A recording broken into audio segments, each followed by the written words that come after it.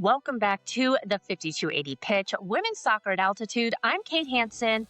Okay, so 4 games in, and I genuinely don't know how to rank everything that's happened because there's just a lot. And we've got a lot of numbers to talk about. We've got performances to talk about. And I have a very special surprise guest that's going to be joining me on today's episode in just a few minutes. So we're going to get into all of it. But first, real quick, this Saturday, Denver Summit is on the road at the Seattle Reign, 6:45 p.m. kickoff. And there's something big that's happening. I'm going to be doing a live pregame show at DNVR at the bar right here in Denver before the match.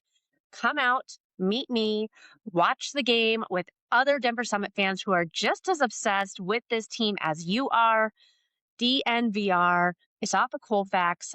Details will be in the show notes. And there's going to be a ton of drink and food specials. But again, I will be there at 6 p.m. doing a live pregame, and I would love to see you there. You can also find out more details on my Instagram, 5280pitch. All right, let's talk about this team. I'm going to start with a little bit of a state of the union. So 1 win, 2 draws, 1 loss, 6th in the standings. And honestly, for a brand new expansion team, 4 games into existence, I'll take it. But here's the thing, the record doesn't tell the whole story, not even close, because there's really 2 stories happening at the same time with this team right now. And I think both of them are really important. The first story is the defense. Denver gave up 2 goals in the first 30 minutes of game 1 against Bay FC. 2 goals before the half-hour mark in their very first game ever. And I remember thinking, okay, this could get rough. This is what expansion soccer looks like it sometimes. You're figuring it out in real time. But then something shifted. 1 goal allowed in the next 240 minutes of soccer. 1 against Orlando, against the defending NWSL champions in Gotham, and then against Washington in front of 63,004 people. That is not luck. That is a back line that has watched film, identified the problems, and fixed them fast. And a big part of that story is Abby Smith. She is leading the entire league right now in saves and save percentage. 20 saves through the first 3 games. She's got an 86.4% save percentage. She got her first clean sheet against Gotham, who are the defending champions, and then kept another one on Saturday in the home opener. And I've said it before, and I'm going to keep saying it. Abby Smith is one of the best goalkeepers in this league, and Denver is lucky to have her. The second story is Melissa Kössler. 3 goals in the first 3 games, and not just goals, history. She is the first player in NWSL history to score the first 3 goals for an expansion franchise. That record is hers. In game 4 against Washington, she was just 1 goal away from joining Alex Morgan as only the 2nd player ever to score in each of her first 4 matches with the club. She didn't get there on Saturday, but the fact that we're even having this conversation about a player on a team that didn't exist 6 months ago tells you everything about what she's been doing. She has been that good. Now let's talk about the most recent game, game 4, March 28th, the home opener. The scoreline, I get it, 0-0. And in a vacuum, sure, a scoreless draw at home is not what you want, right? But I don't think anybody who was there or watching was thinking about the scoreline. At least the people that know what a big deal having a new professional women's sports team in Colorado means to women in sport. 63,004 people showed up. That is the largest crowd in NWSL history. It shattered previous records. It broke not only the U.S. Professional Women's Sports League attendance record, that was just set last summer, but it broke a world record. And Denver didn't just break it. Denver broke it by more than 20,000 people for the NWSL record. I mean, I hope that we all can sit with that for just a second, because this team had never played in Denver before. It wasn't like this was the Super Bowl, a huge game for a team that everyone's been watching and growing with. This was a team that didn't exist 6 months ago, playing just their fourth game ever. And I don't have a word for how big that feels, because it feels so big for this state, our city, for women in sports. And that's actually what I want to talk about today. What does Saturday mean? What does this moment mean for Denver, for women's soccer? What comes next? And I've got someone here who I think can speak to all of it better than almost anyone else. She played in this league. She knows it from the inside, and she's not going to sugarcoat a single thing, which is exactly why I keep having her back on this show. We're so lucky to be joined by Jordan Angeli again.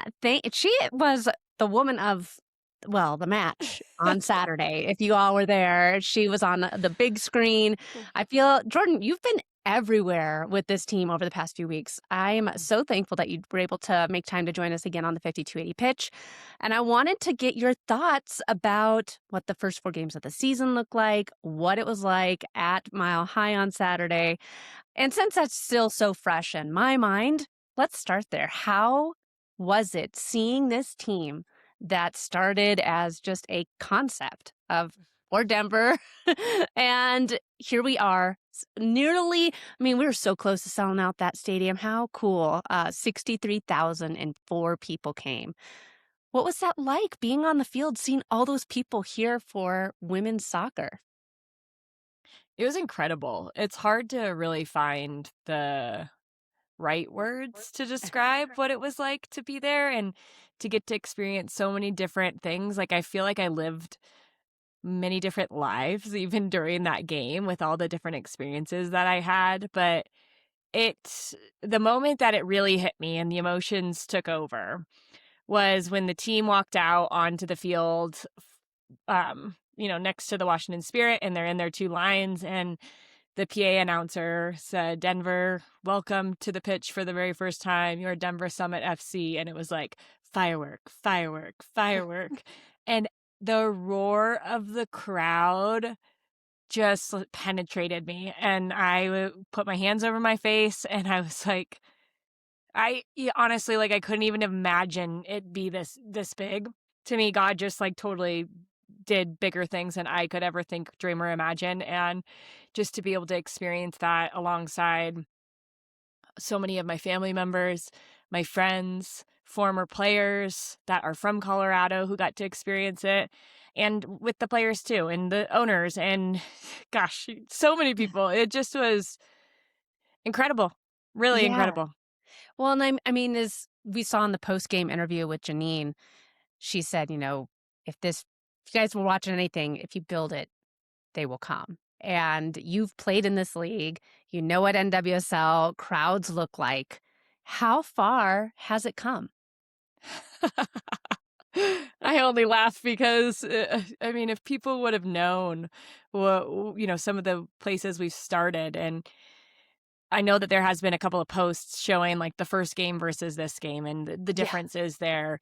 But, there's times in this league where you would run out to your people that were watching, and it's maybe like a couple hundred people. It might say 1,000 or 2,000 on the final attendance number, but it didn't really feel like that. And I think there were so many times in this league where we felt really isolated. We felt really like we knew we were fighting for something that could be special, but it had to catch on in more ways than one in order for that to be a reality. So I think that's why one of the most special parts to me was having some of those former players there. Some of the players who have seen it from the beginning, have been at teams where, the investment is not there and you barely have one athletic trainer, let alone a whole facility, dedicated to your team, and only your team.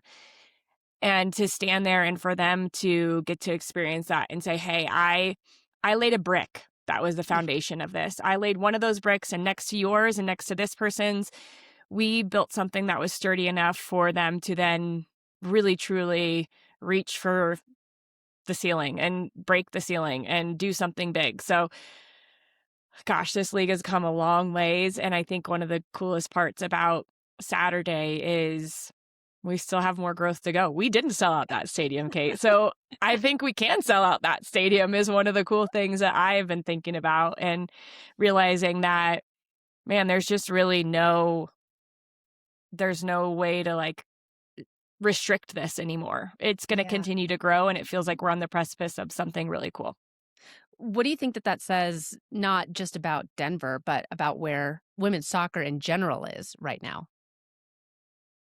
First off, it says that Denver and Colorado in general were really, really ready for this. I talked to people at the game who grew up playing in Colorado but lived in a different state and flew in to come to the game because my dad was one of them. Yeah. Yeah, there you go. Your dad was one of them. This guy coached for the Colorado Rush for a long time, and he brought his wife and his daughter, and they came from Arizona, and they had to be at the first game.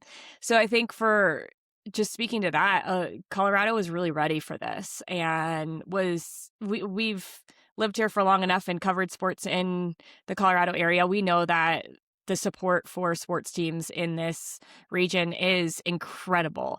And so it doesn't surprise me that Denver and Colorado showed up for that game.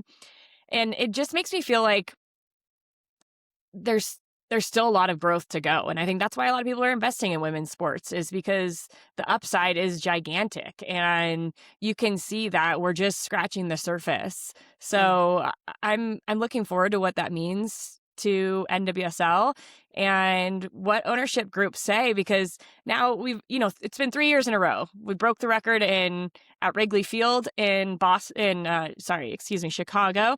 Then they were at Oracle Park in the Bay, and now here in Denver broke a record. And I'm hoping people in Orlando, I hope the teams in Atlanta that's coming, Chicago, I hope people are scheming, Seattle, of saying, all right, we want to be the next ones to break the record. And I hope the record gets broken. I hope it does. Yeah.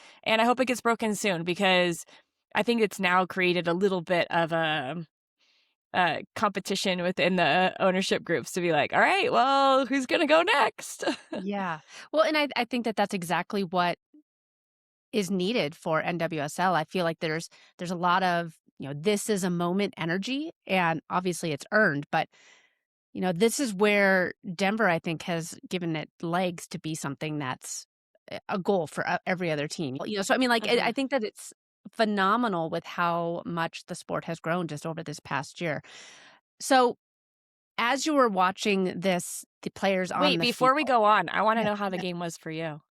Oh my God, it was amazing. We got there super early. We invited both my girls' soccer teams to who else was coming to come and tailgate with us, hang out. We had a great spot right by the 14ers and their tailgate. I mean, it was just I probably was right by you in Lot C. Yeah. Yes, I was in Lot C. I was right by you because I was by the 14ers. I don't know how we missed each other, but my girls were running around with the soccer ball, playing as much as they could on the asphalt. But it was a moment that I know I won't ever forget, but I hope that my kids won't forget, and we were, my daughter's soccer coach, she showed up as well. And, we all just got together to really spend this moment to be a part of women's sports history. And when we walked into the stadium, it was the first time that my girls have ever been at Mile High. They've never been to a Broncos game. They couldn't believe how big the stadium was. I bet. And for them to see, the people parachuting in and then the fireworks. And I mean, it was one thing after another. And I got goosebumps. I got a little emotional a couple times because I just couldn't believe that we were watching a women's soccer game in front with so many other people who were passionate about seeing the sport grow. So it was incredible for me. You made me think of... I saw you on the big screen a few times, and I was like, she's awesome. She helped bring this here. We can't not talk about the flyover too, because I have been at a lot of Broncos games, and that flyover was the closest one that I have ever experienced. It was so low. He was right.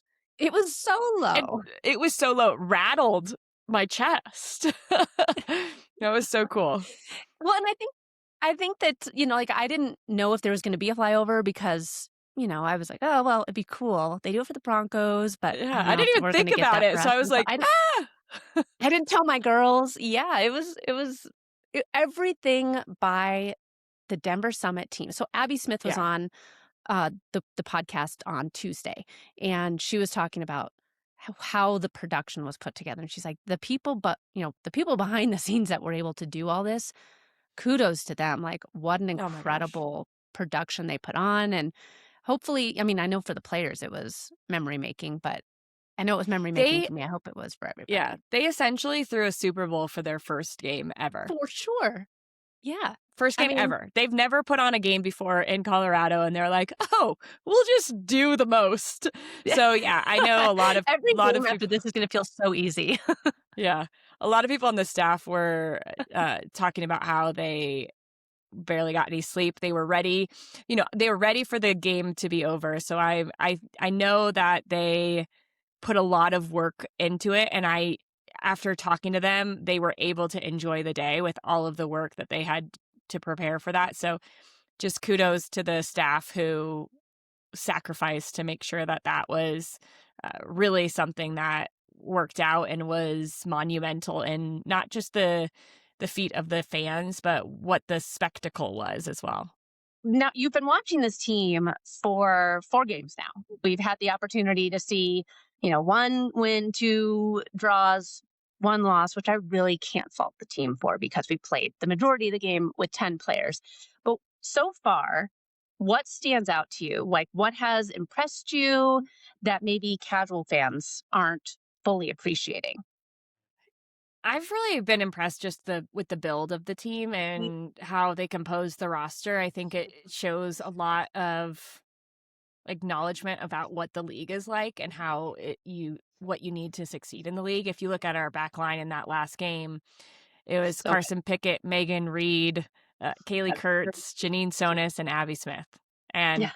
if you look at all those players, they've all, I think minus Megan, have all won championships or shields in this league. So Yeah. the experience is there, and it's showing because 2 back-to-back shutouts from this group and really finding a way to make sure defensively they're super solid. The hardest part about playing in soccer in general, but especially in NWSL, is the final third and figuring out who you're going to be in the final third. And I think that there's still some cohesion moments where you can tell that the team is still getting to know each other and how do they get the best out of one another and new teammates that are surrounding them. But there's a lot to like with this group, and I talk a lot to my broadcast partners that I work with, and there've been a lot of positives about a lot of the players within the group. And I think you can see that. I think nobody really expected Devin Lynch to come in and play the role that she has from an outsider standpoint. Yeah. But this rookie is just elite in ball winning and doing a good job and shielding the back line and making sure if a pass tries to go through, she can just clip it and try to regain possession. Good pass progressor and finds the next line. I think we're still waiting on the next level from Tosh Flint, because I think from what she has, once she feels like she finds her groove within this squad, it's going to be hard to stop her. She's just super creative and floats between the lines so nicely. And that's going to, as the team starts to feel more comfortable in the way that they build up, I think that's going to be shown off a lot more. But when you're watching the team, that's a really good start, especially when you're talking about playing the previous 2 champions and the previous team who had been in the final back-to-back years. To get a win and 2 draws against those teams in your first 4 games of the year, I'm pretty sure anybody would take that if they were, no matter where you are in NWSL. For sure. I think that, we really were not given any sort of a slow ramp up with our schedule No. to kick off the season. And I've been really impressed to see how the back line has come together.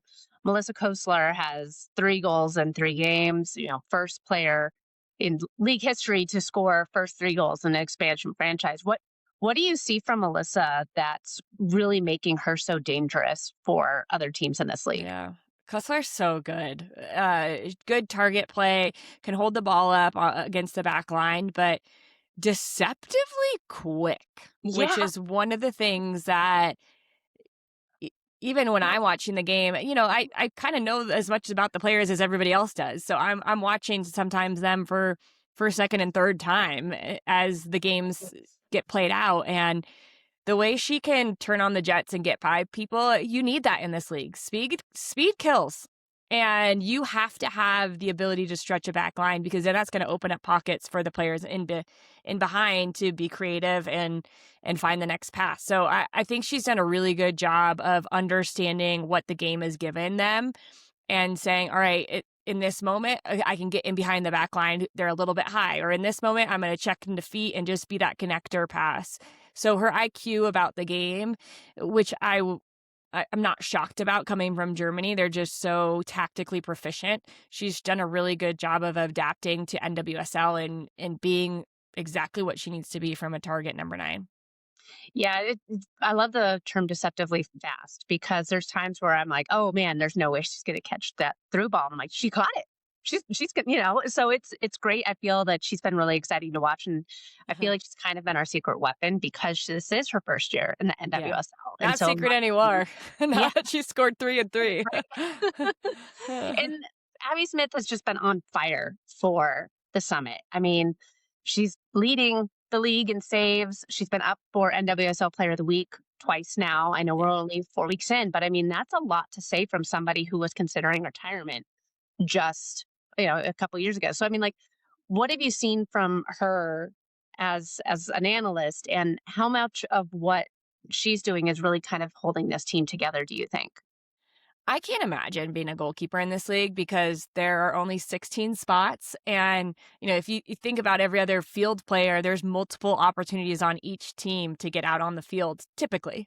If you're a midfielder, you probably, there's probably at least 2 spots you can get into on every team. And for goalkeepers, it's hard, because people don't like to change. It's really important to have a quality goalkeeper in net. And I think for Abby, she's hit this like string of teams where she's been pushed to the back burner and pushed to that number 2 spot time and time again. And it's since that run with Gotham in 2023, before she tore her Achilles, I think she hasn't had consistent playing time. And for me, just the mental fortitude that she shows to continue to show up. And she was the player that all of the rookies said was the best teammate in the beginning of the year. Like, that to me is, you're setting the standard with the culture. No matter if you're starting or not starting, you're a good person in the locker room. And so I think that helps her just be able to show up and be confident that their teammates trust her and that they're relying on her. I think the first game was a little shaky for her in moments, and she'll probably say the same, right? A little tentative coming off her line, a couple of situations. Not that the goals were necessarily her fault, but I think there were moments where she could have felt more like herself and just gone for it and made the decision. And since that first game, I don't think we've seen that tentativeness at all. She's made really good decisions and been decisive with them, saying, okay, maybe it's not the right decision to come off my line, but I'm going to go and I'm going to make it difficult for the attacker. And you just have to be confident in that. And I think the confidence for her really peaked after, is on the upswing after that Orlando game, and then has just continued to go, because now it's back-to-back shutouts for her, and shutouts against teams that make it very difficult to have a shutout against them. So I am super impressed with what Abby has been able to do, both on the field, but also setting the tone for the culture within this group. Yeah, she's definitely seems like a steady hand for all the rookies, and Yeah. it's been great having her back there. I mean, you want to have that calm presence back there, of somebody that that you can count on. So, as we, I know we have the rain. Seattle rain is coming up on Saturday, and then we have a huge break before we come back to Denver. For people that might have missed the game at Mile High, and now they're having severe FOMO, they can come on out to Dick's Sporting Goods Park and catch the next Denver Summit game. How do you feel the energy is going to be for the home games going forward? Because it's going to be different. But I do still think that Denver is excited to have this team. I'm anticipating it'll be energetic because whenever you're in a smaller venue, the thing about soccer stadiums they're intimate, right?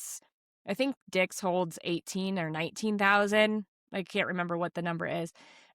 I'm hopeful that Colorado will keep showing up and showing that this is a place that, you know, the to me, this is just my mindset. Like, if you keep getting a lot of people to every single game, you're building a stadium and you better make sure that stadium holds more people. And I think it was a big eye opener that 63,000 came to the first game because there's clearly a market here. And so I just am hopeful that the fans keep showing up and utilizing these smaller venues than Empower Field to create an atmosphere, because as loud as it got in moments in that stadium, I think there could be more energy throughout the match in the way that people react to things and the way they get behind the team and the chants and the cheers, and that will be on display at Dick's Sporting Goods Park and then also at the temporary stadium down in Centennial as well.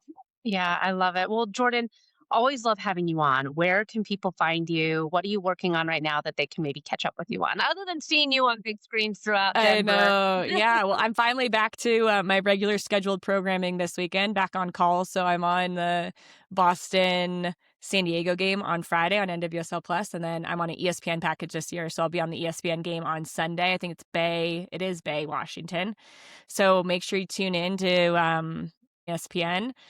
And you can always catch me on Soccer Wise every week, a podcast that I'm on with David Goss. We talk all things NWSL. It gives you some good breakdowns of the league and tactics there.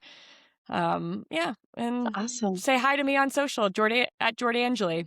So Yes, thanks for yeah. having me. This has been fun. And I got my sweatshirt and I love it. Oh, yay, yay. I love it. Yeah, you got the same sweatshirt that Kaylee got and Devin got, and Abby got one with just the big smiley face on the front. But I mean, the sweatshirts have been a big hit. So you're glad you saying got it. I'm cool like the players. You Thank are. you. You're rocking the player merch, Jordan. As someone who's much older than the players, I appreciate that I'm cool like them still. Well, awesome. Well, again, thank you so much for joining me on the 5280 pitch. It is always a pleasure having the opportunity to sit down and talk with one of the people who helped bring this amazing Denver Summit team to the Mile High City. All right. So Saturday, April 4th, Denver Summit is heading to Seattle. And look, I'm not going to sugarcoat this one because this is a really tough road trip. Seattle Reign through 4 games. They're looking pretty good. They have 3 wins and 1 loss. So they beat Orlando on the road to open the season, which was a bit of a shocker. Beat Kansas City 3-0. Beat Racing Louisville 2-1. The 1 loss was a rivalry match against the Portland Thorns. They're playing really well. Claudia Dickey is in goal, and it was just announced this week that she is on the U.S. Women's National Team roster. So if you're not familiar with Claudia Dickey's name, she is good. And she just broke the all-time Seattle Reign record for career clean sheets. Their co-captains, Jess Flischlock and Sofia Herrera, are both healthy and both active. And Adams, who had 6 goals for them last season, is back and a threat every single time she touches the ball. So I feel like I'm a little bit a record on repeat here, but our back line is going to have their hands full. But we shut down Trinity Rodman, and you could tell, anyone that watched the game, was at the game, you could tell that Rodman was frustrated by our back line. So this is not a soft opponent. 4 games in, this is a team that made the playoffs last year and a team that is starting 2026 right where they left off. So what does Denver need to do? Like I just said, the defense needs to hold. That's a first. We talked about the trajectory, 1 goal conceded in 240 minutes, and that has to continue on the road against a Seattle attack that can hurt you in a lot of different ways. If Abby Smith can keep it close, and she's been doing a pretty good job, Denver has a chance. A draw on the road against a Seattle team who has started off 2026 very hot, that is looking really good. I would take that. A win, that would be a major statement for a franchise that is only 5 games old. 6:45 p.m. on Saturday. It's on Ion and the Spot Denver 3. Set your reminders, find a watch party, find a local place that's going to have the sound on. I went to a bar a couple weeks ago with a group of friends hoping to watch the Denver Summit game, and they wouldn't turn it on. So make sure you find a bar that is going to have the Denver Summit game on and have the sound on so that you can really enjoy the game. And again, before the game, I'm going to be at DNVR doing a live pregame show. Come out, meet me, and watch the match with other Denver Summit fans that care about this team as much as you do. It's going to be a great time. Again, details are in the show notes. Check it out on Instagram at 5280 Pitch. That is going to do it for this week's episode of the 5280 Pitch. Thank you again to Jordan for coming on. Always love having her here. Always a wonderful conversation. And I hope you got as much out of it as I did. If you're enjoying the show, please subscribe wherever you are listening. Leave a review if you have a minute. It genuinely helps more people find this podcast. And the more Denver soccer fans we can get in this community, the better. Tell a friend. Seriously, tell someone who loves soccer about this team, because what's happening here is worth paying attention to. Check out the merch for the 5280 Pitch. Have some women's soccer at altitude flair when you go around to your daughter's games, your son's games, the Denver Summit games. This is some fun merch that you can wear. Check it out at the5280pitch.com. And if you're on the newsletter, you do get special discounts. The 5280 Weekly goes out along with the podcast episodes, gives you the brief show notes, and then I do write blogs every week. So check out the 5280pitch.com for all the goodness. Hopefully I'll see you this Saturday, 6 p.m., DNVR. And let's keep watching this Denver Summit team climb to new heights. They have been so much fun already. I hope that you've been enjoying the podcast. If you have, like I said, make sure to subscribe, leave us a review. All right, I'll talk to you all next week, or I'll see you at DNVR this Saturday at 6 p.m.